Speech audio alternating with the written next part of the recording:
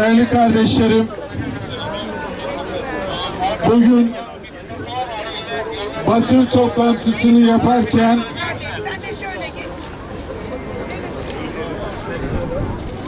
size müjdeli haberler vermeyi istiyordum.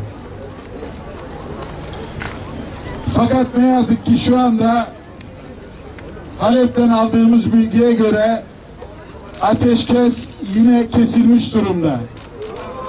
Yine şu anda saldırı yapıldı. Dün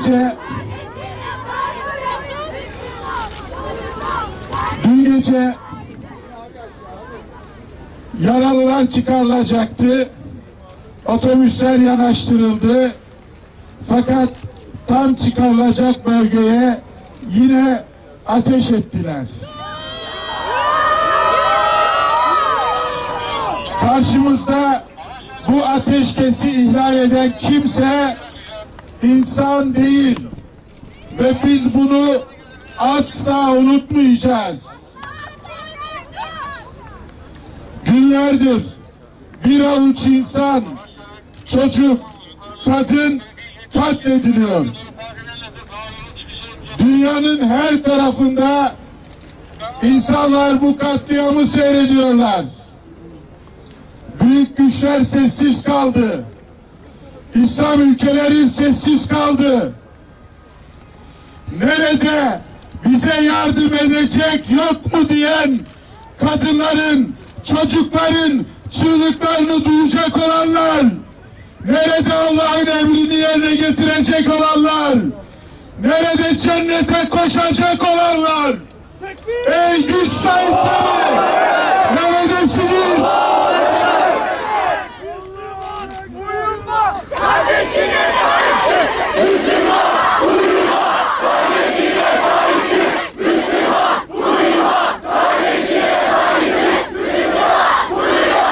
Kardeşine sahip çık! Devletler sessiz kaldıysa, ey insanlar, ey Müslümanlar, siz neredesiniz? Niçin yataklarınızdan çıkıp da bu Müslümanlara destek vermiyorsunuz? Bu sessizlik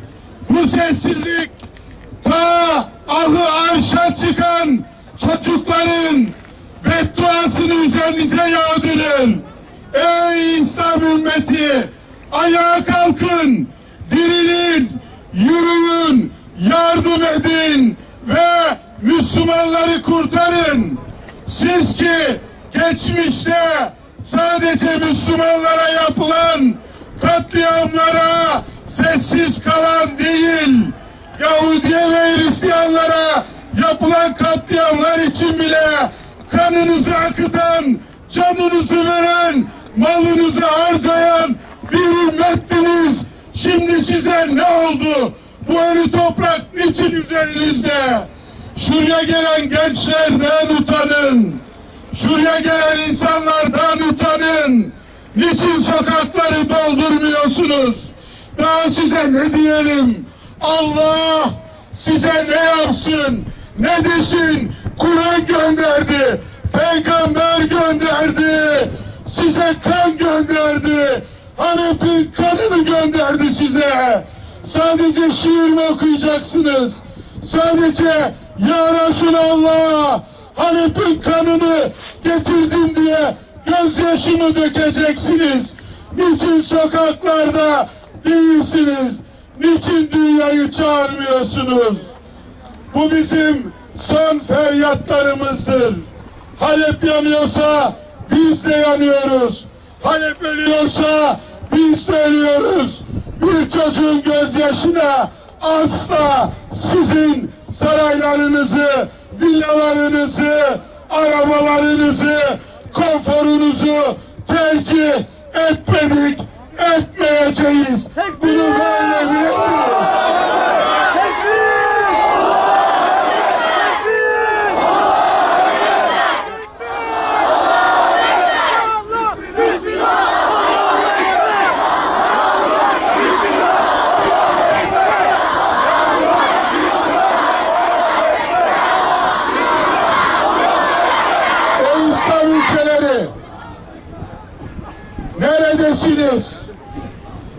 Bakın Türkiye Arabulucu olmaya çalışıyor.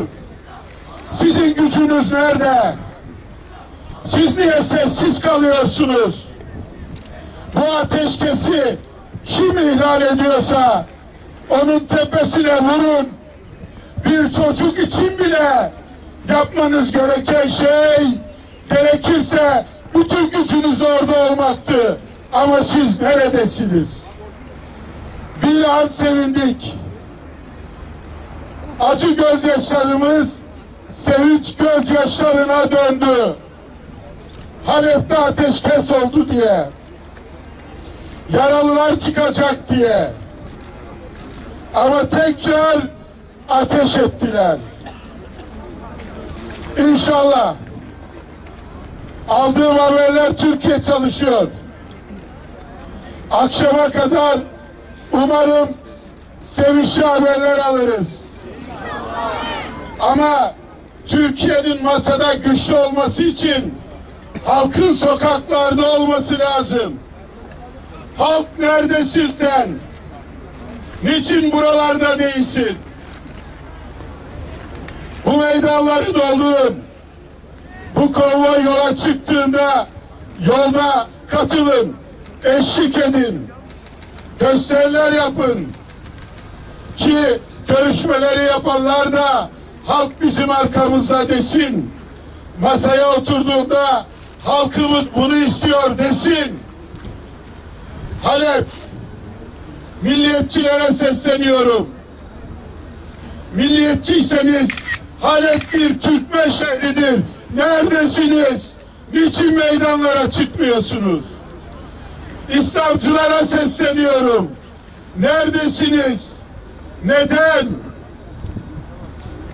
Buradaki katılan bütün kardeşlerime teşekkür ediyorum. Ama İslam dünyasının halkları, sokaklarda değilseniz bombalar bir gün sizi de bulacak. Çünkü bunlar durmayacak. Bunlar Suriye'yi böldükten sonra Türkiye'yi de bölecekler. Ve buradan İran'a sesleniyorum. İyi dinle. İyi dinle. Bosna'da Katil İran, Suriye'den defol! Katil İran, Suriye'den defol! Bosnalı gençler Sırpları hiç unutmadılar. Bu Suriyeli halk da sizi unutmayacak. Bu kin tohumunu yüzyıllara yaymayın. Esad'a taraf olmayın. Müslümanları bombalamayın. Gelin kardeş olun. Yoksa Türkiye, Suriye, İran hepinize saldıracaklar. Allah'tan korkun. Allah'tan korkun. Allah'tan korkun. Ve bu katliamda kimin parmağı varsa isterse 5 vakit namaz kılsın, isterse 3 vakit namaz kılsın, isterse hiç namaz kılmasın, isterse kafir olsun, isterse Müslüman olsun, isterse zalim olsun. Hepsi Allah katında cehennemin ateşiyle karşılaşacak. Tekbir! Allahu Ekber! Tekbir! Allahu Ekber! Tekbir! Allahu Ekber! Ve Rusya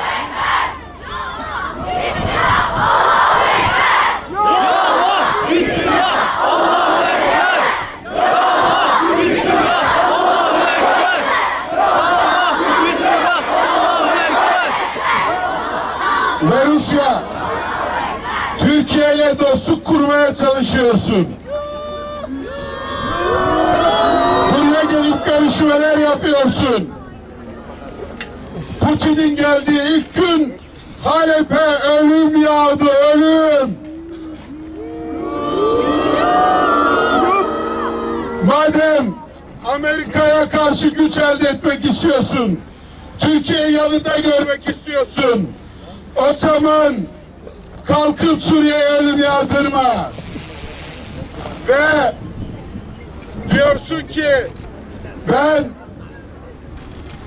İslam Konferans Örgütü'ne girdim. Burada İslam İşbirliği Örgütü'ne de sesleniyorum. Bu katilleri niçin gözlemci olarak tutuyorsunuz da heyetler olarak gitmiyorsunuz? Suriye'de ne işiniz var sizin demiyorsunuz? Kolay mı insan öldürmek? Çocuk öldürmek? Tabii size kolay geliyor. Bir düğmeye basıyorsunuz, bombayı atıyorsunuz. Ateş düştüğü yeri yakıyor. Ama bizi de yaktı bu ateş.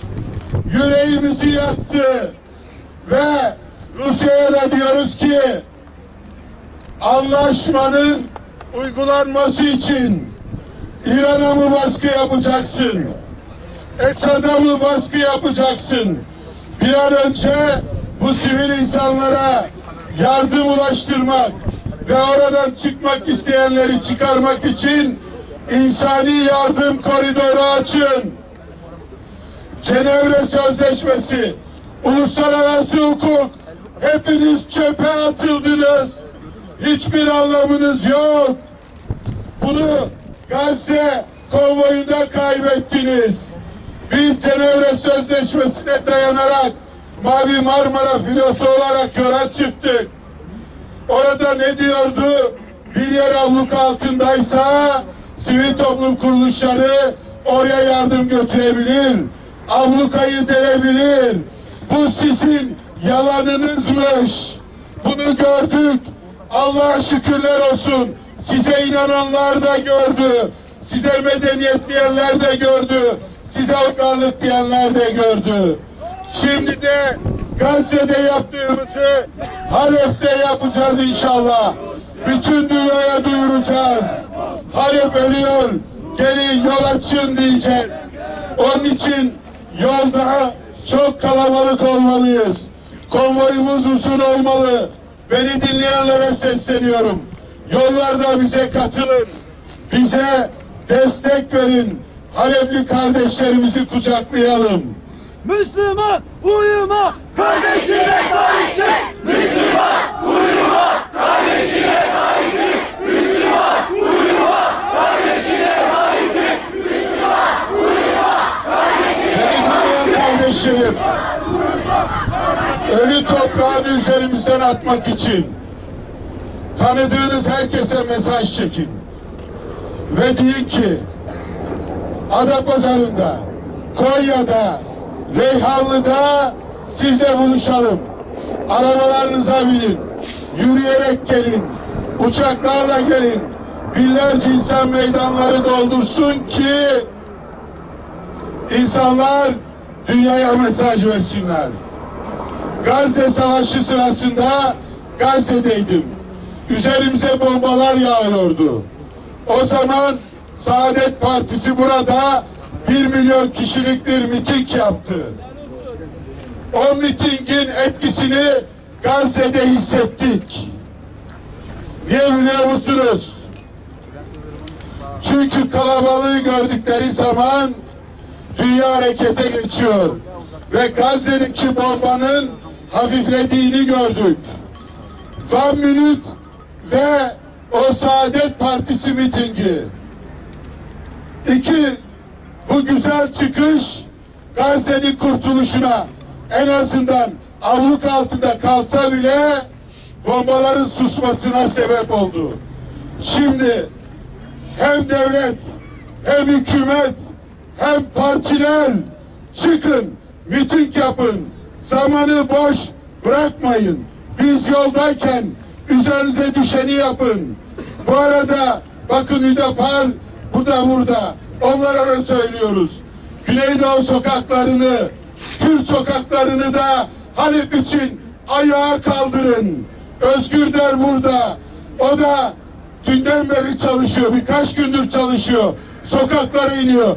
Diğer sivil toplum kuruluşları, diğer cemaatler, hepinizden destek bekliyoruz. Tekbir! Allahu Ekber! Allahu Ekber!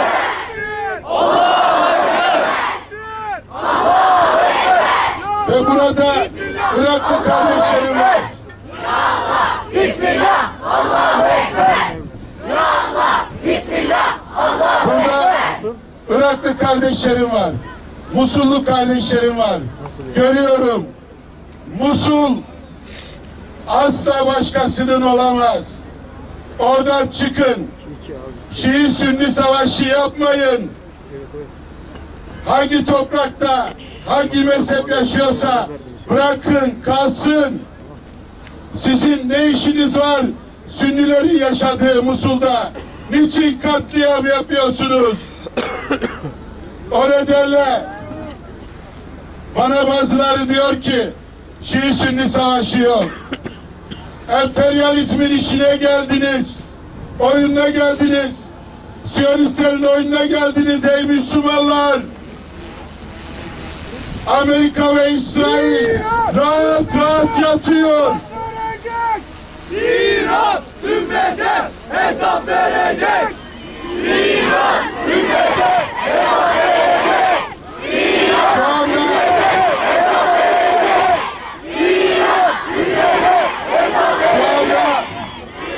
şu anda Amerika ve İsrail hayatında hiç olmadığı kadar konforlu bir şekilde kahvelerini içiyorlar.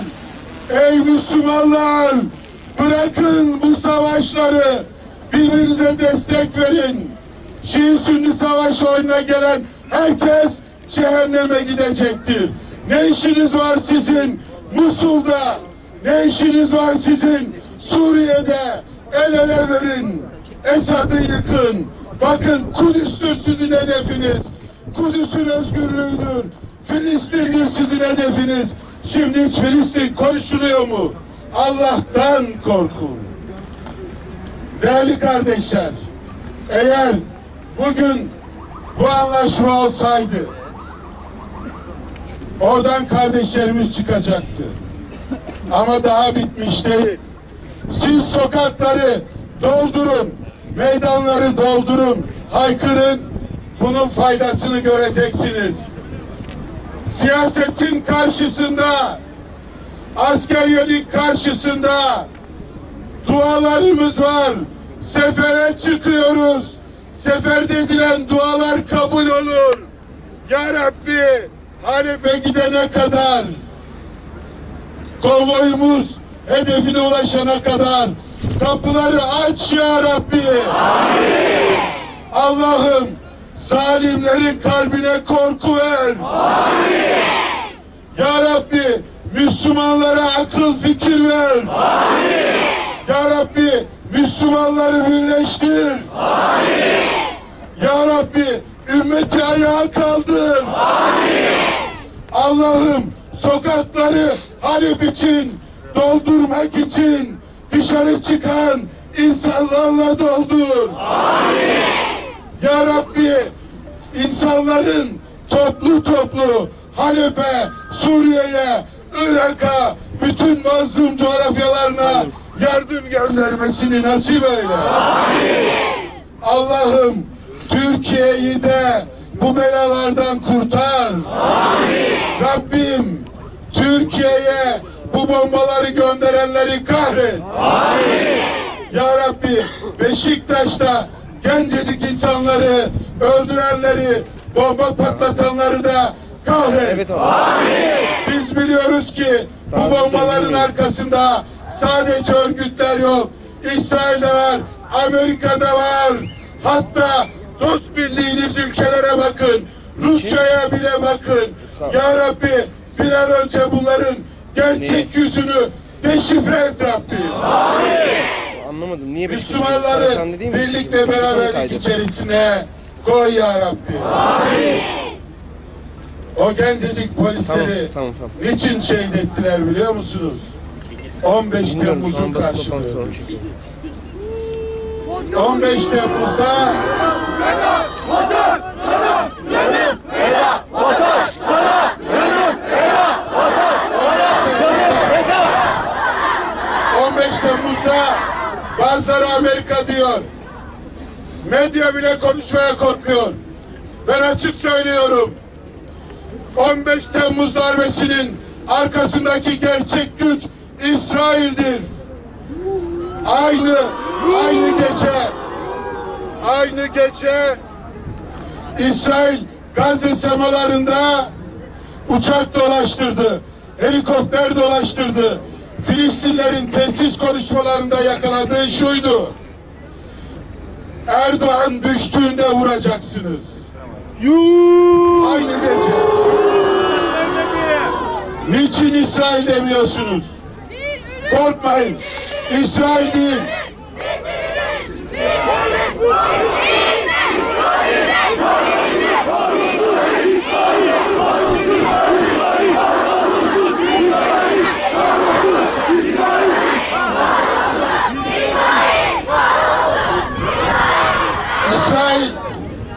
İsrail bir demişti ki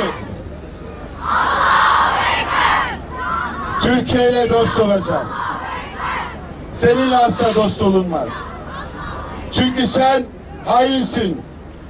Sen anlaşma yapıldıktan sonra bile Suriye'de işler zorlaştı.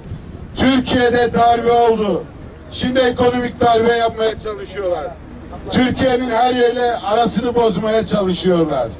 Çünkü İsrail'in tek istediği şey Türkiye'de, hep beraber söylüyoruz, şu sesin yükselmemesidir. La ilahe illallah Muhammedun Resulullah.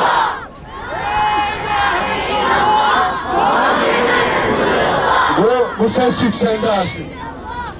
Şimdi beni dinleyin. Şu vereceğim listeyi hepiniz paylaşın. Medya mensuplarından da özellikle rica ediyorum. Anlaşma olup İnşallah şu anda Türkiye Rusya'yla da görüşüyor, İran'la da görüşüyor ve bu anlaşmayı yapmaya çalışıyor. Oradan halkın çıkması için uğraşıyor.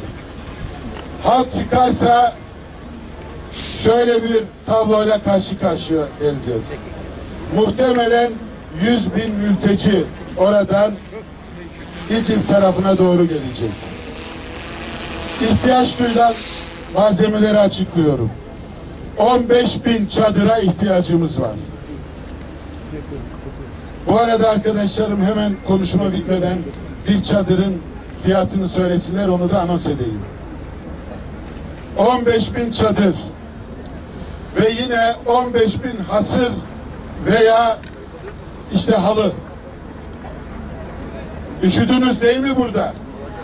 Hayır. Halep'te herkes üşüyor. Giyecek yok. Ayakkabı yok. 15.000 çadır, hasır ve halı. 200.000 battaniye ve yastık. 100.000 sünger yatak. Ben bu arada bu battaniye üreticilerine, yastık üreticilerine, sünger yatak üreticilerine sesleniyorum. İş adamları, elinizi cebinize atın. Biriktirdiğiniz paralar yeter. Rakamlar komik rakamlar. Asgari ücret için bunlar fazla. Bu ümmet Türkiye'yi zengin etti. Araplar geldi. İslam dünyası geldi. İş adamlarımızı zengin etti. Sıra yardım zamanıdır. Ahirete boynunuzu ateşe gitmeyin. Çocuklar sesleniyor yardım edin diye. Kadınlar sesleniyor yardım edin diye. Halep'i değil, Musul'u düşünün. Tel Afer'i düşünün. Bütün coğrafyayı düşünün. Bu yardımlarınızı ulaştıracak kuruluşlar var. Sadece İHA değil, Kızılay var, AFAD var, diğer yardım kuruluşları da var. Bakın bizim yüreğimiz çok geniş. Yeter ki yardım gönderin. İstediğiniz kuruluşla gönderin. İnsanlığa saldırı var. Ümmete saldırı var. Sadece İHA'nın büyümesi neye yarar? Bütün kuruluşlara destek verin.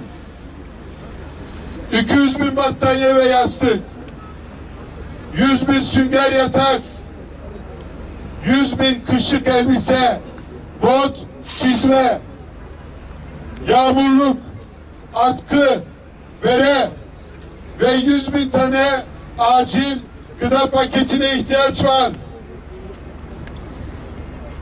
Mutfak malzemelerine ihtiyaç var. 100.000 tane hijyen paketi ihtiyaç var. 100.000 tane bebek paketine ihtiyaç var. Çünkü bu devamlı harcanıyor. Değerli arkadaşlar, bir çadır 2.000 lira, kaliteli bir çadır. Geçen Suriye'ye gittim. Vallahi kendimden utandım. 6 yıldır verilen çadırlarda kalanlar var. Elinizi atıyorsunuz, çadır yırtılıyor. Yağmur yağıyor, içeri doluyor. Çocuklar hep hasta.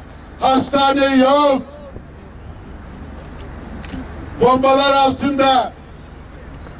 Bir kıyamet gördünüz değil mi Halep'te? Bir tarafta biri yanıyor. Bir tarafta birinin bacağı kopmuş. Ne hastane var. Ağlama var, panik var. Kadınlar oradan oraya koşuyor. Şimdi Allah razı olsun. Türkiye gayret ediyor. Aracılık yapıyor. Bunlar çıktığında bunlara sarılmamız lazım. Üşüyorlarsa onlara elbise vermemiz lazım. Açlar, gıda vermemiz lazım. Bunu halk yapacak. Sivil toplum kuruluşları yapacak. Bu arada şunu da belirteyim. Birileri bize diyor ki sivil toplum kuruluşusunuz. Niçin bu işe katılıyorsunuz? Niçin böyle şeyler yapıyorsunuz? Sivil toplum kuruluşları baskı gruplarıdır. Devlete de diyeceği vardır. Siyasi partilere de diyeceği vardır. Hükümete de diyeceği vardır. Dediklerimiz bir düşmanlık değildir. Dediklerimiz dostluktur. Gördüğümüzdür. Açıkların hatırlatılmasıdır. Kapatılmasıdır. Onun için değerli kardeşlerim, Allah sizden razı olsun. Bizi hiç yalnız bırakmadınız. Binlerce insan yanımızda oldu. Bu arada şunu da söyleyeyim. Allah'a şükürler olsun. Bu yıl geçen yıla göre bütçemiz arttı. Daha fazla Suriye'ye yardım etme imkanı bulduk. Ama yeterli değil. İnşallah yolda buzlanma var. Arkadaşlarımız dikkat etsinler. Arabalar yavaş gidecek. Takip edin sosyal medyanızdan. Haberlerimizi anlık kendinize, arkadaşlarınıza ve dünyaya verin. Şimdi bana bir söz verin katılımcılar. Hepiniz bir medya mensubu gibi konvoyun gidişatını, Halep'teki durumu anlık bir muhabir gibi Türkiye'ye ve dünyaya duyurmaya söz veriyor musunuz? Evet. Sonuna kadar yanımızda mısınız? Evet. Allah Halep'i de, Şam'ı da, Musul'u da zalimlerden kurtarsın. Amin. Allah Kudüs'ü de kurtarsın. Amin. Allah sizin gibilerin sayısını arttırsın. Amin. Yürekli olun, cesur olun, korkmayın. Ölümün basit olduğu yerler var. İşte Halep'teki görüntüleri gördünüz. Ölüm ne kadar basit. Ölümü basit kılanlara en azından dua ediyoruz, destek veriyoruz. Ya Rabbi zalimlerle değil, masumlarla beraberiz demek için sefere çıkıyoruz. Seferiniz kutlu olsun. Seferiniz mübarek olsun. Allah'a emanet olun.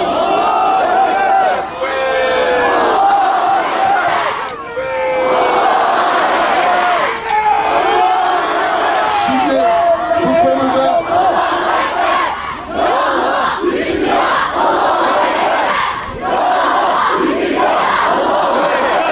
Yeter.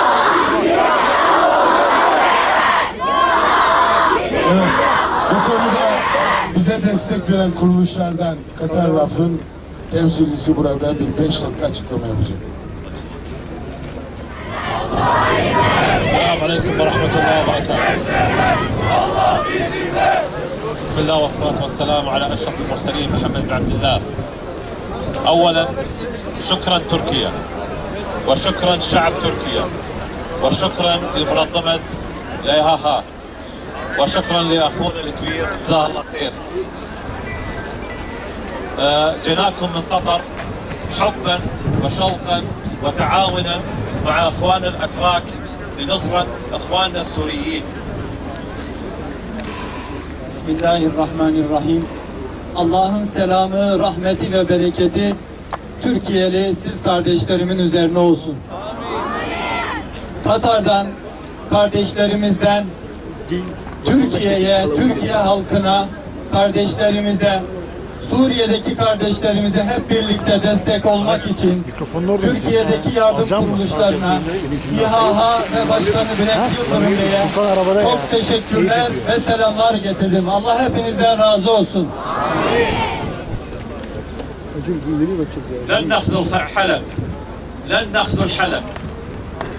جئنا ان شاء الله بالمساعدات والمساعدات هذه بداية ولن تنتهي. ما قدمناه إلى الآن ليست منا ولكن هذا حب إلى حلب وإخواننا السوريين.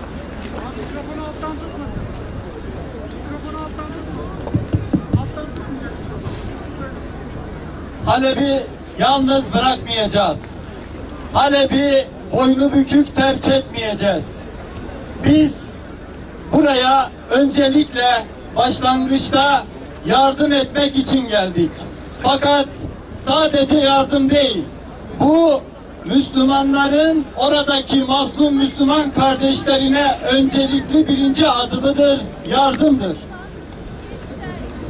وأكرر شكري مرة أخرى إلى منظمة إيهاها والقائمين عليها ونشكر إخواننا في تركيا ونشكر الشعب التركي ونشكر الرئيس التركي وجزاكم الله خير عنا وعن جميع المسلمين جميعهم. Tekrar ve tekrar Türkiye'ye göstermiş olduğu bu fedakarlıktan dolayı Türkiye halkına, Türkiye'nin Cumhurbaşkanına ve Türkiye'nin bütün halklarına ve yardım kuruluşlarına, bu gayreti gösteren bütün insanlarına canı gönülden teşekkürlerimizi sunuyoruz. Selamun aleyküm. Esselamu Aleyküm ve Rahmetullah ve Berekatuhu. Değerli kardeşler, Allah-u Teala bu çabamızı, bu gayretinizi bereketli kılsın inşallah. Bizler zor zamanda nerede durduğumuzu, kimin yanında olduğumuzu, hangi safta yer aldığımızı göstermek zorundayız. Bizlerin yardımları, destekleri, dualarıyla inşallah kardeşlerimizin mücadelesi daha da güçlenecek, direnişleri büyüyecek. Ve şunu unutmayalım kardeşler. Bizler Rabbimizin yardımına iman ediyoruz. Zaferin ancak Allah'ın yardımıyla ve onun belirlediği yolda yürümekle gerçekleşeceğini biliyoruz. Birileri şu anda zalimler kazandıklarını zannediyorlar. Onlar sadece kendilerini bu dünyada zelil kılacak ve ahirette sonsuz azaba müstahak olacakları bir zilleti kazanıyorlar.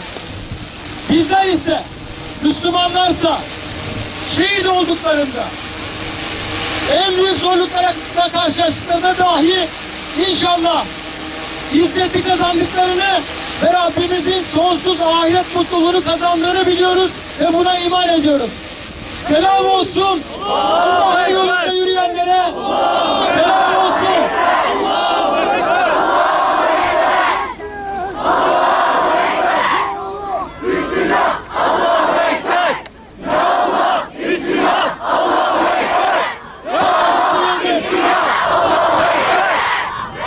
Bütün zorluklara, Amerika'sına, Rusya'sına, İran'ına, Esed katiline ve bütün dünyanın müstekbirlerine karşı Cehennem köpekleri! "Ya Allah, senden başka kimsemiz yok" diyerek haykıran Ölüme evet ama zillete asla diye haykıran Suriye halkına selam olsun.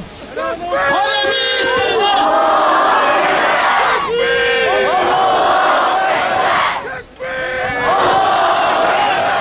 Halep'in yiğit halkına, dirençli halkına, Şam'ın yiğit halkına, İdlib'e, Hama'ya, Humus'a bir selam olsun.